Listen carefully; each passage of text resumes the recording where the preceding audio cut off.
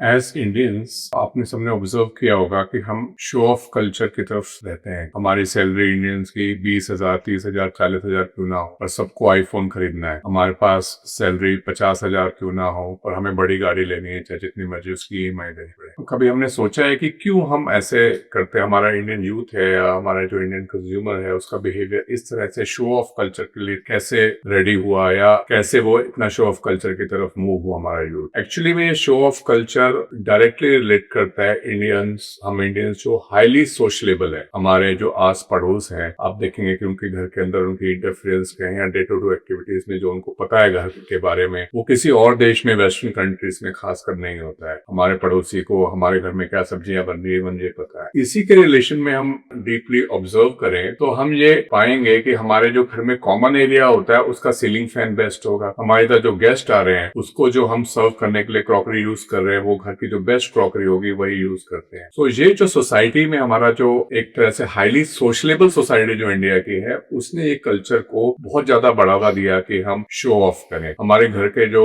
लोग नॉर्मली बिल्कुल ही हल्के नॉर्मल बर्तन में खाना खाएंगे, बट हमारे घर में कोई आएगा तो उसको हम बेस्ट चीज ऑफर करते हैं। वो मोर और लेस ये शो ऑफ कल्चर जो है, ये जो आज का यूथ इससे परेशान हो रहा है। आज का यूथ क्या करता है कि किसी की अपनी जो उम्मीद है, अपनी जो एक तरह से कहें जो लेवल ऑफ इनकम है, उससे कहीं ज्यादा वो स्पेंडिंग करता है। वो चाहे लोन ले, पड़ोसी को दिखाने के लिए कारें ली जा रही हैं, पड़ोसी को दिखाने के लिए फोन्स लिए जा रहे हैं, अच्छे अच्छे घर में अच्छे अच्छे डेकोरेशन की जा रही है कि उस पड़ोसी ने ऐसे घर बनाया तो मुझे भी ऐसा ही घर बनाना है। सो इंडियंस को अपनी इस हैबिट को डीपली रीथिंक करना पड़ेगा, जो हाईली सोशलेबल हैबिट है, जस्ट शो ऑफ के उसमें जब जरूरत पड़ती है तो फिर पैसे उधार लिए जाते हैं। हम इंडियंस को, खासकर हमारे यूथ को, इस बारे में जरूर सोचना है। Thank you.